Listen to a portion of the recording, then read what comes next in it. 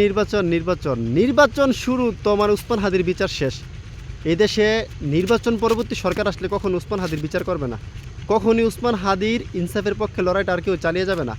উসমান হাদির ন্যায় বিচারকে দুলিশ্বাত করার জন্য যেই লোকটা মৃত্যুর আগে বলে গেছিল আমি মারা গেলে অন্তত পক্ষে আমার বিচারটা আপনারা কইরেন, সেই লোকটার বিচার আজকে এখন পর্যন্ত বাংলাদেশে হয় নাই। যে বাংলাদেশে একটা গণজাগরণ সৃষ্টি করছিল, এত অল্প বয়সে যে বাংলাদেশে ইতিহাস সৃষ্টি করলো, যে বাংলাদেশে আধিপত্যবাদের বিরুদ্ধে লড়াই শুরু করলো, যে বাংলাদেশে আধিপত্যবাদের বিরুদ্ধে অল্প বয়সে সবার অন্তরে জায়গা করে নিল, তার বিচারটা পর্যন্ত আমরা করতে পারি নাই। তাহলে নির্বাচন দিয়ে এই দেশে লাভ কী?